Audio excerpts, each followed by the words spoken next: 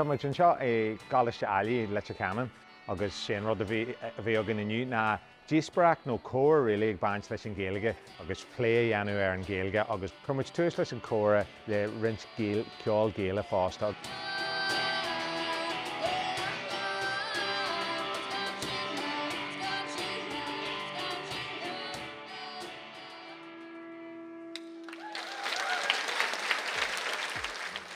Panel the aíonna agin chun an Ghaeilge phlé agus an táhacht an Ghaeilge aniu. Bhí cúig aíonna agin ar náid bhí dáalta, bhí sé dáalta lárna, bhí dáalta mar chathaoirle ar síne agus an sin bhí dáalta mar ball den panel, clóda.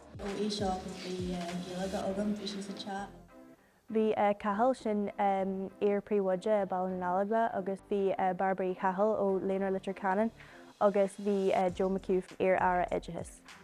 Bhí Bernadette si ar bord banisteocht na scoile an seo. Níor hiicmise an táhacht a bhí na Ghaeilge, gur éagma an rialtachta agus gur éagma an bána.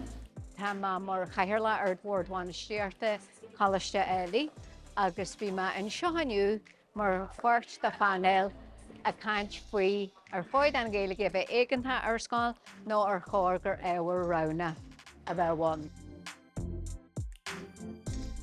Well, tá taithí agam ag ábhar tá cineál de cumán pád críliú agin sa scoil agus sílim mar geallar sin agus má taithí chur agaibh ar coppla daoine hart fan scoil gur roghniú mé le seo dhéanú ag déanú cineál de stúrthreacht ar an ruidir fad.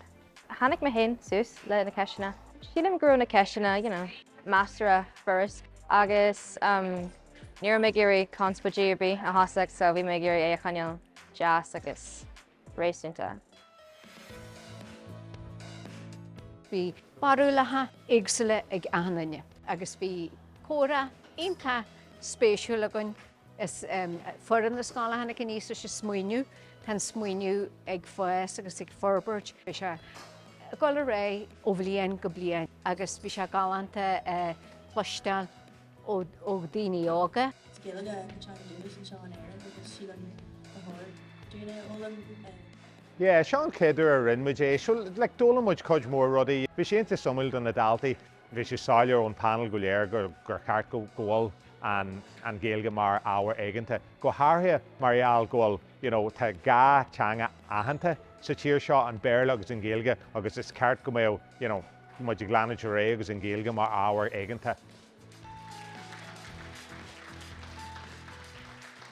Aontaíim leis an fanal agus an conclúd a tháinig siad go dtí.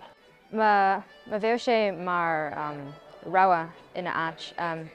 Sílim go deacu ladybug ar an méid canseoir Ghaeilge lífa sa tír agus tá muid géirí é a chaneal beá. Bhfuil mé soltúil mé ar mór agus deismhaibhí an chun Ghaeilge lóirt a scóir na scoile agus fólam óna daoine a bhí an acalaim.